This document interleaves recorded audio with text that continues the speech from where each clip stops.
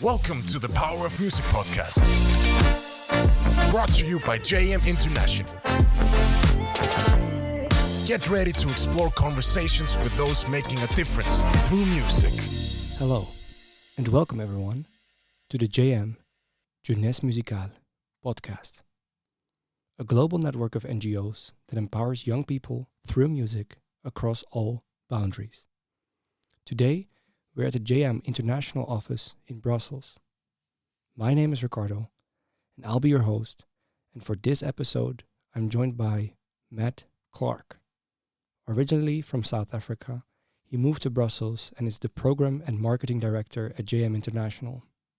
With his endless enthusiasm, positive energy, and creativity, he constantly strives to make a difference through music. Good to have you. Thanks, Ricardo. Nice to be here. It's going to be maybe a bit of a different episode, also because we know each other quite well. We talk a lot. That's the point. Yeah.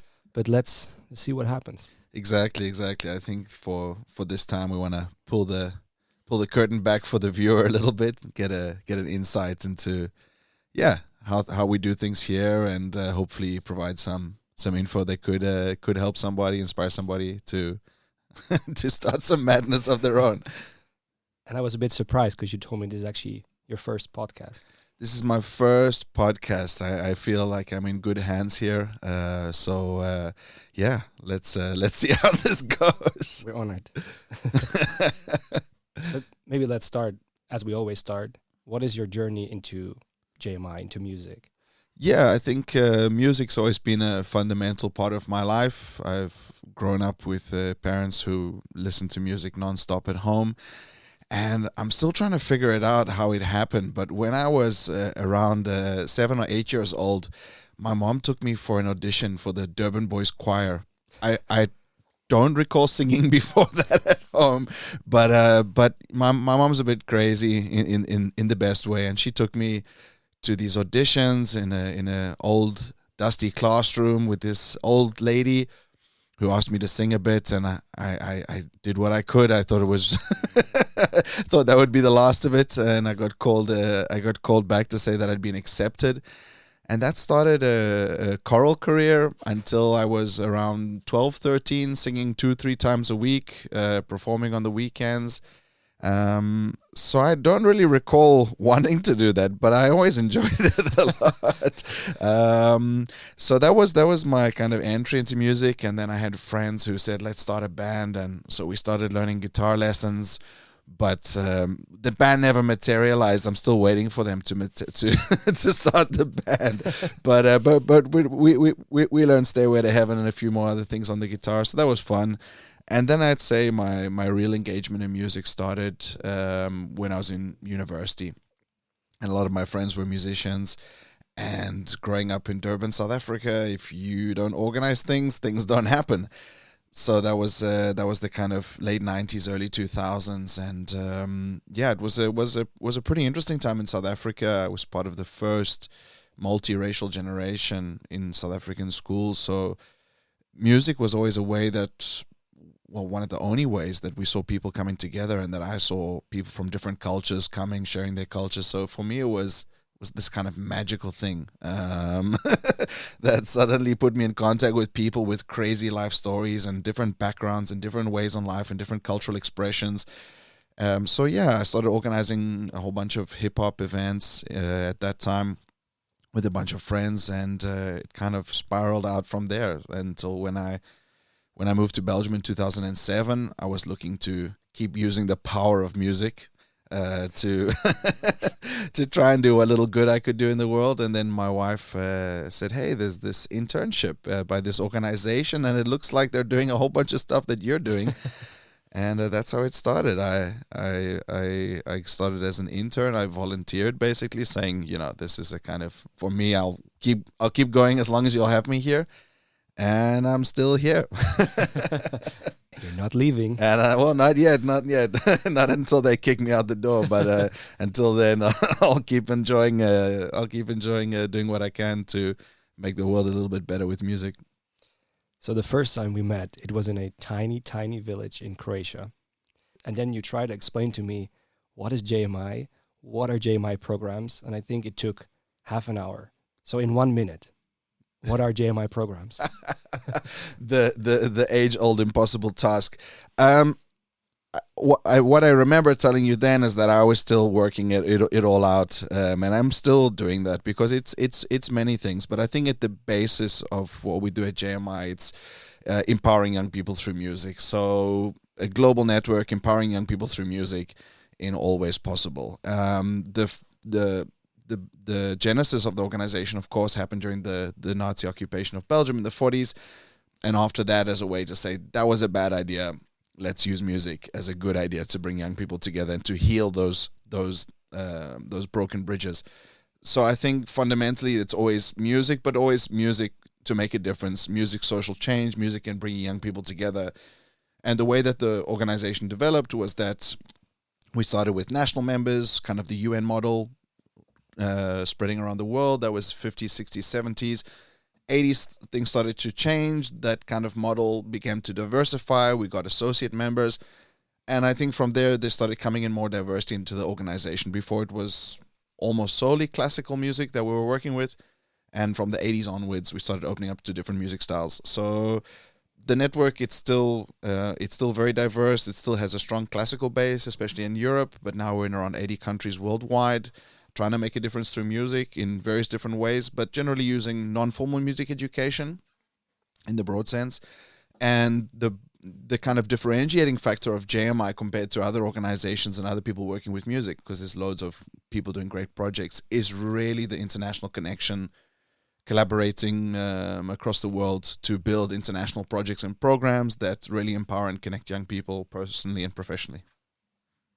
Yeah, and we've kind of visited some of these programs within the podcast. We had someone from Imagine, Fair Play, people that kind of represent what you try to do. Yeah. Ethno, but can you tell a bit more? What are these different programs? Yeah, sure. So I mean, like you said, a kind of part of the idea of starting this podcast was to shed a little bit more light onto the work that we do, so that I wouldn't have to keep giving the 1 minute pitch, because it's a kind of long form story, and indeed most of JMI's programs, they're coming up through the membership. So somebody will do something really interesting, say in Sweden, where a lot of interesting things have happened in JMI's history. But for example, I'll give you Ethno as an example. So Ethno was started by Magnus Bäckström in Sweden in the early 90s. And Magnus had this ambition of creating a kind of parallel to the World Orchestra, the World Youth Choir, to JMI programs that were the first programs that we started running. And he pitched that to the network as an idea, like, we've started this thing in Sweden that's bringing young people together, non-formal music education, all this kind of good stuff using, for folk music. And then through there, over the years, that idea spread through the network. So from Magnus and others continually pitching that idea to the network, it caught on and started being adopted in different countries. And from there, what normally happens within JMI is that if there are enough member organizations who are interested in organizing a project or a program, then basically they form a committee, and then it becomes formalized, and that's when the head office also then gets more engaged and starts offering support in terms of communications, in terms of fundraising, management, all those kind of things. And then that's how things start to snowball until today we have Ethno in over 40 countries worldwide.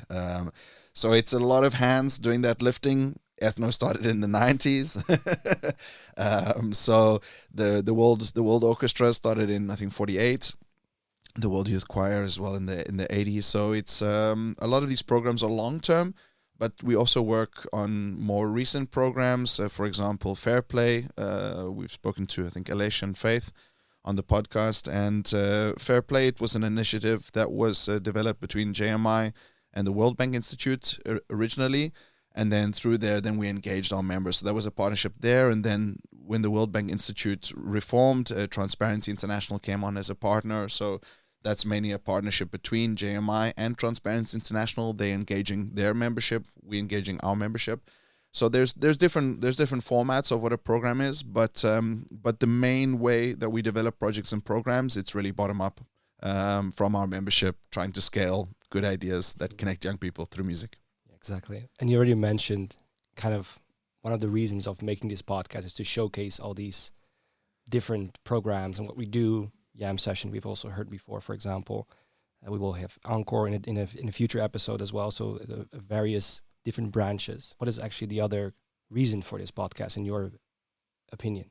Yeah, I mean, I think, in generally, I think any podcast has to add value to its listeners. So for us, of course, we're trying to give people a window into what we're doing, but we're also trying to give people a window into the world of youth and music. And we're continually learning, meeting interesting people, finding out stories, finding out how people are running certain projects. There's a bunch of themes and topics that are really relevant to the way that we work. And we thought, as we learn and grow, why not, share those conversations more publicly? And I think that's really what we're trying to do. So anybody who believes in making a difference through music, who's interested in using music for social change, or just, for making the world a little bit of a better place, that we introduce them to people who are at the top of their game or who've made a difference already, and who could inspire them to either carry on doing what they're doing, maybe do things in a different way. But yeah, it's kind of for the people, by the people. And can you tell me a bit about what are the current challenges for the cultural landscape that you've been seeing? I mean, that's a big question. I mean, I think anyone working in the nonprofit space is familiar that it's not the most resourced sector, and that is our biggest challenge, I'd say. How that then impacts different countries and cultures and peoples from our perspective here, being able to travel quite a bit. I think that's always really, really interesting. So, for example, in Europe, where you've got quite strong institutions, it's a very different approach to how you'd fund music activities than in Africa, or than in South America, or than in Asia. So I think you really have to look at where you are, start locally, and figure out. I mean, I always try and go back to basics. So in South Africa, like I said, I grew up without having any resources for organizing anything with culture. You couldn't really reach out to the government. Also, we were really young, so maybe you could, but we didn't have a clue on how to do that. So you just started organizing yourselves with your friends. Maybe somebody has a sound system, somebody else is an MC. Then suddenly somebody says, well, I know someone at the school. We can maybe do music lessons there. People give up their time for free. Everything is done without any support, and I think that's possible anywhere. So I'm always skeptical of people who are not doing anything and then asking for money. Then I think that money may not be spent in the right way. But I think most of the time around the world, you see people engage in the work that we do. It's really out of their passion, and they're.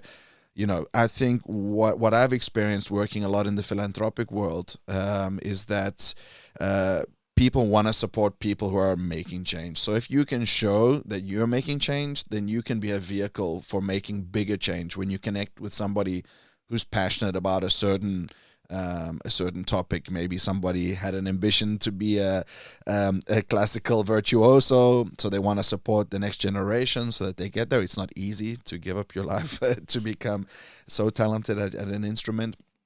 So there's people who believe in that. Other people, maybe they have a passion about addressing gender issues through music, so they'd more invest in creating greater equality or a diversity program. Maybe it's simply about access to music, that people believe that music is a fundamental human right, as I hope all of our listeners do. But it's about connecting to people with passion, and that's the easy thing in our job. Everyone loves music. I mean, almost everyone. I haven't met anyone yet. I guess there might be one person out there who's like, I really don't like music. But I think everyone likes music, and if you can explain and if you can show what you're doing in an interesting way, I'd say that what I see a lot of the time is that people don't value enough what they're doing. They don't value the change, and then they don't tell people about the change. So I think it's really important that people talk about their projects. They also talk about them openly. We're living in a changing world where honesty, it's a currency, and I think that especially in let's say in older situations which are more institutional, like in Europe, there's generally a lot of hiding behind institutions, and young people these days are not into that at all. And I'd argue nobody's really into that. Well, the institutions themselves, maybe. I don't even believe that. I don't even believe that. Institutions are there to serve their populations, to serve their people, and I think people are people, and we can do things it's not to say we shouldn't do them in a professional way or we shouldn't be accountable. I think those are different things. But I think sometimes if certain processes, if certain grants and things like that are institutionalized beyond the point where they're accessible to the people who are making a difference, then we've got to say, okay, what can we do about this? There might be a problem here. So I think, for organizations like JMI, which is a bigger institution, of course, we can engage on that level, but often traveling around the world, we see that there are a lot of people doing a lot of great work. And for them, we always try and think, these are the people who also need support, and so how can we make sure that systems are accessible to them? Yeah. To kind of echo your sentiment in the first part of your answer, where you said that there's so much diversity also because it's such a global network. I remember the first workshop we gave was about marketing, because you organized it for the marketing specialist for each national member or project manager, and we tried to craft a curriculum that fits everyone. Then I asked, what are the expectations? What do you hope? And one person said, what can we learn from psychology and neuromarketing, which is that's broad and quite advanced. Some people said, what is TikTok? What's happening on TikTok? Then someone from Music Crossroads, which is I think from Mozambique, said, yeah, we have 1 hour of internet per week. How can we use it to our best? And then there was another person who's really a music person first, who said, what is Google Forms and how can we use it? Just to showcase how extremely diverse, the questions are and the interests. And sure. How do you make sure that, you keep a network like that together? Yeah, well, I mean, you kind of answered the question. It's that by bringing people together, by sharing those the things that you're dealing with, that's how we learn from one another. And I really think that's the strength of JMI, is that, for those who don't know how we work, we really come together quite a few times a year in person, on Zoom, within these committees, but also communicating on specific subjects, like Ricardo just mentioned, the communications trainings for our staff members, these kind of things. And by being together, by sharing time of learning together, but also just by being together as human beings, that's when you get to share and to grow. And maybe you can't answer everyone's questions in a 2-day training, but the connections that you make between people, those are lifelong connections. And then when they do run into an issue, then they'll reach out and be like, hey, Ricardo, you promised you'd help me with with this marketing. Send me those Google Forms, man. Exactly. I think Ricardo learned quickly not to promise too many things, because there's always a lot of people who are very willing to ask questions. But I think that's great. That's how we share and learn and grow together. A high tide floats all boats. So it's when one member is doing well in a certain area and they share that with the rest of the membership, that's really how we grow together and create this kind of really global youth music community.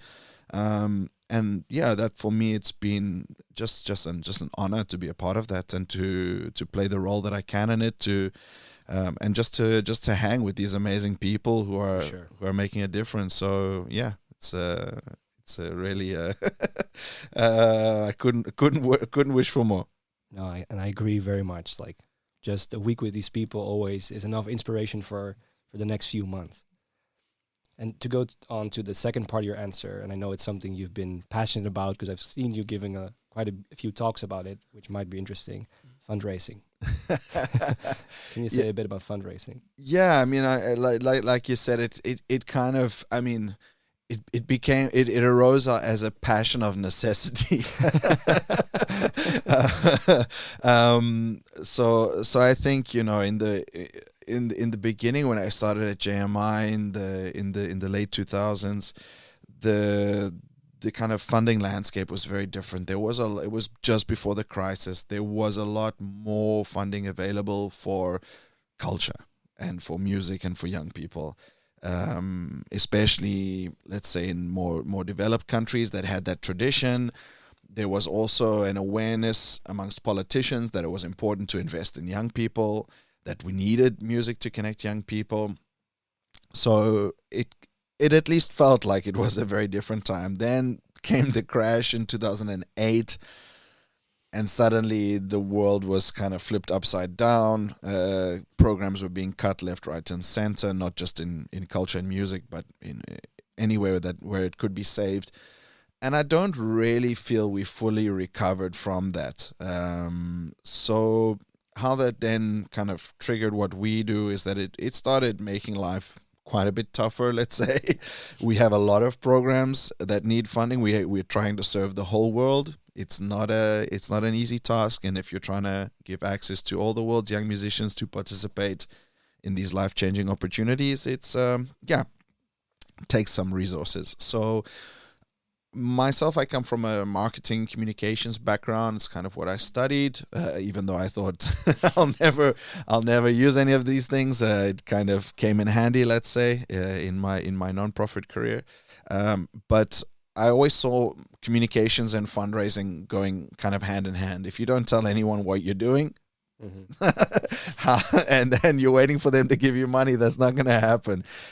So I think it's really important to be able to tell what you're doing, and not just tell it in a kind of bland way, but you got to work on storytelling. Human beings, we work with stories. So, I mean, it's not rocket science. Everyone knows how the human brain works these days. So either you can recognize that and tell people things in the way that they can understand them, and that in a way that's going to trigger them to engage if that's something that they're interested in.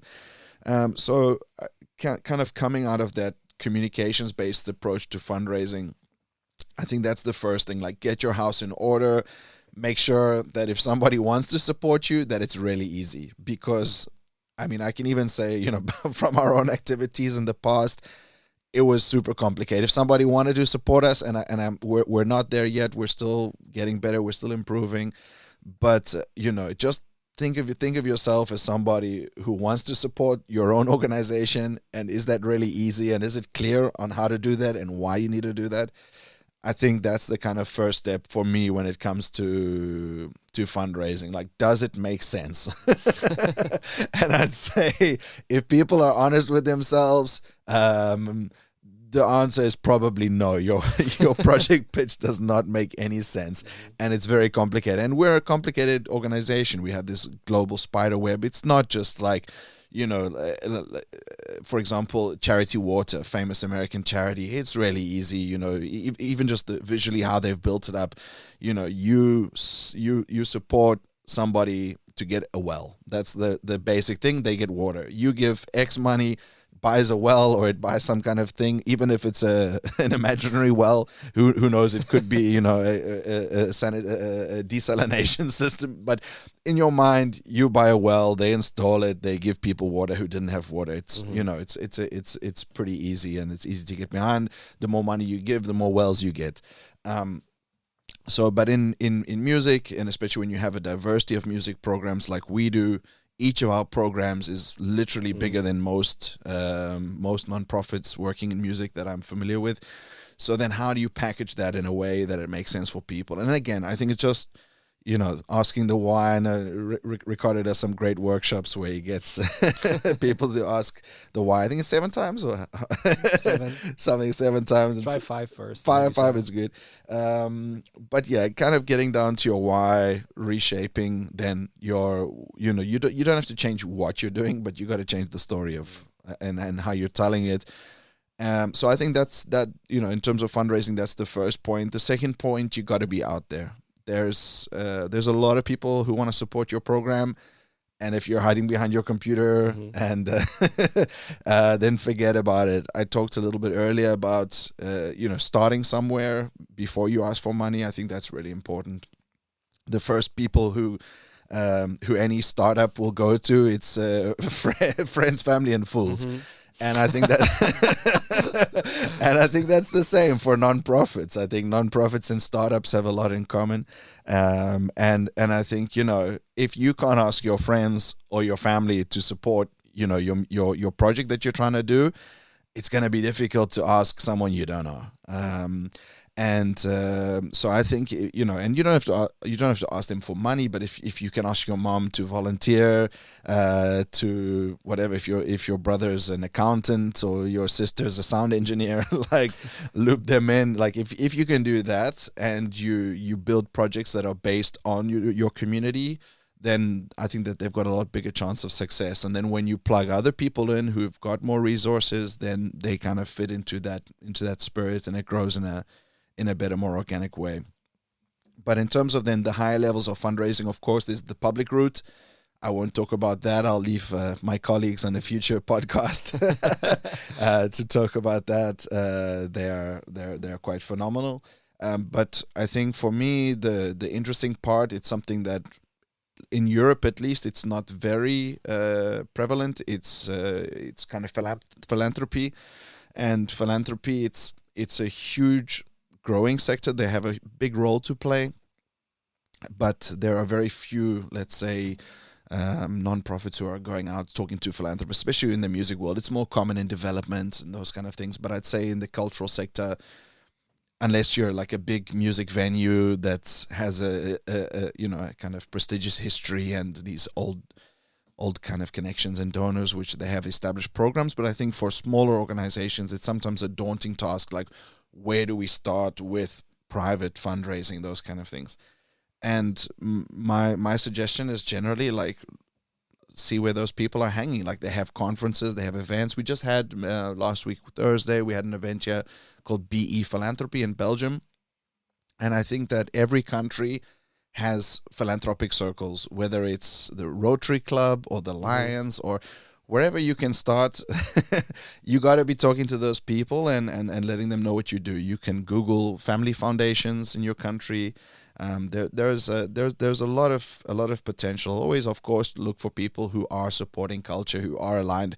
If they're, if it's a foundation, they said, we only support animal rescue, then maybe okay, it's not, we shouldn't waste too much time speaking to these people. But if you see that these are organizations that support other cultural organizations, and maybe they support other topics that you deal with, then I think that's a good place to start, and just see if there's conferences, if there's events, if there's get-togethers, and go and talk to people. And I think that's the most important, is just to get out there, talk to people, tell them what you do, and get them as excited as you are about whatever you're doing. And if they do, and if they believe in you, and if what you're doing is credible, then the chance that they support you, I think, is relatively high. But if you're waiting for them to come to you, then bon chance. Or do some great communications, and it might just happen. Yeah, and get a few no's. A few no's, yeah. No's are the some of the most painful things to get, but after you've got 100 no's, that pain goes away. Sounds like a man speaking from experience. Yeah, I won't go into that. That's for another podcast. I love how you speak about the fundament stays the same, a good story, a good why. But of course, there's an ever-evolving landscape in how to present this message to the world. And I know you're quite excited about AI. Where do you see the opportunities there? Yeah, I think this is we're living in a phenomenal time. I mean, it's just I think my wife and my friends, they're sick of me now.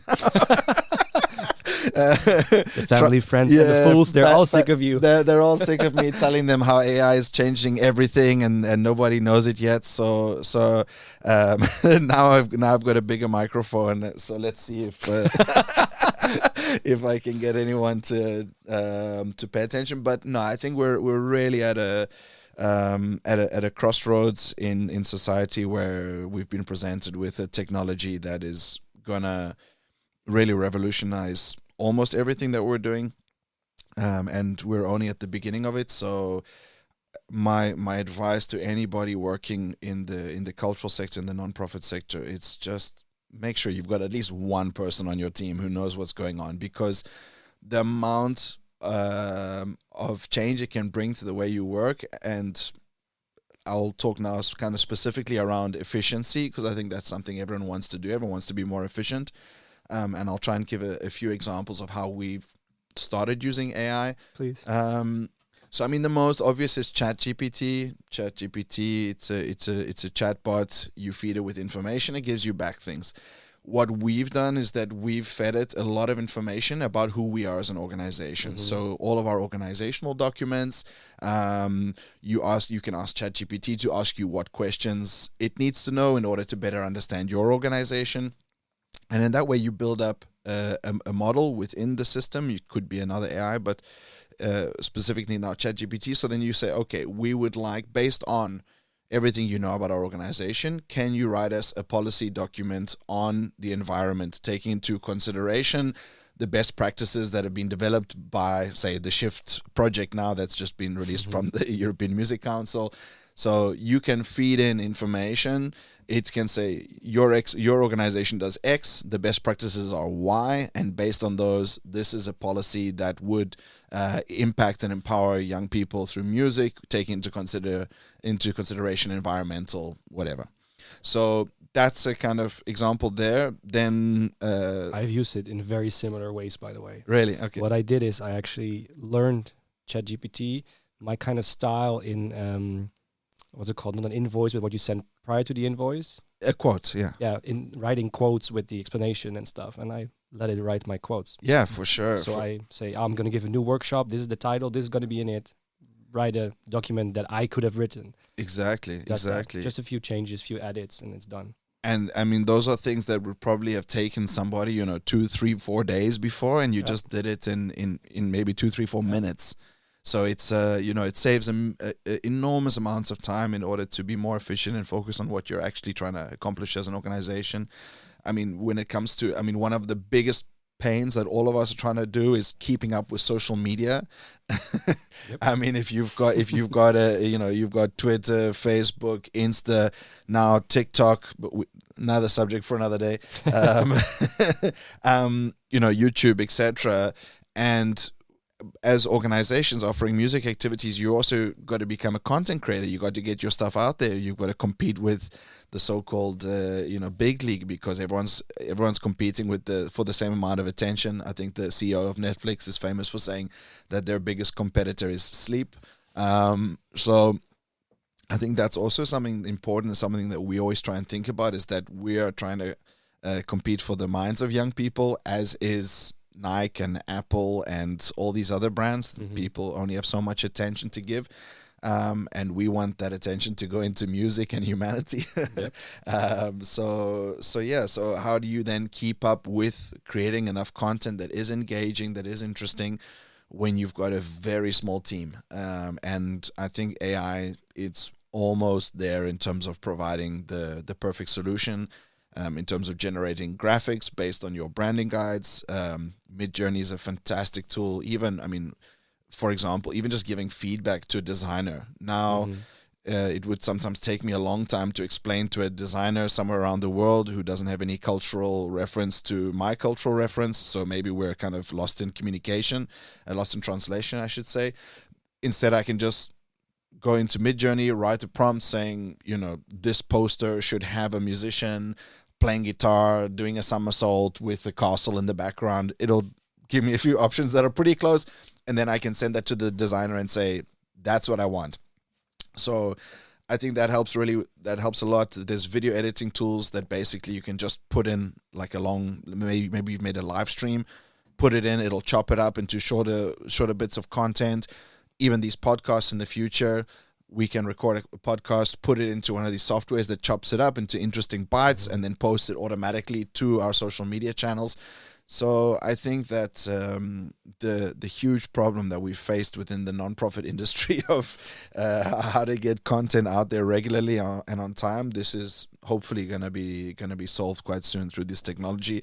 And then, like I said, all the ways that the technology can make our work easier. For example, last one quickly, if you're writing grant applications, there are really long documents with a lot of rules. It's, if anyone out there has ever written a grant application, I know you feel the pain of understanding exactly what they're asking for and making sure that you don't break any of the rules that are set in place. Also, when it comes to reporting, you want to do everything by the book.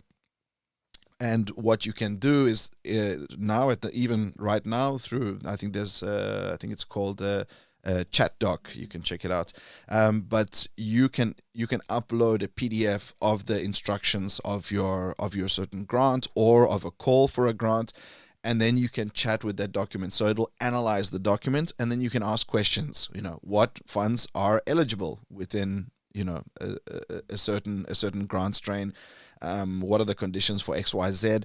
So in that way, you can make sure at every step, whenever you run into a question, you can ask the document. Basically, you don't have to search through it. If it's a 100, 200 page document, you don't have to go and find that one page where there's a certain thing. The chatbot that's created from the document will be able to answer those questions accurately for you. And you can imagine, all the kind of ways it's going to save us time and allow us to be more impactful in the world, because nobody wants to spend all their time writing reports and those kind of things. You want to invest as much time as possible getting people to play music, building bridges, doing all the good stuff that we're actually in it for. Yeah, and I also love the kind of interaction between the different AIs. So you can actually let ChatGPT write prompts for Midjourney or for other programs, so they can also interact with each other. 100%. And maybe later at another time we can go into AutoGPT. So basically building a personal assistant for all of our organizations that then does a whole set of tasks based on so basically automating everything that we're doing. But that's maybe a little bit too much for today's. Yeah, exactly. Fighting for the attention of everyone. We should keep this a bit short.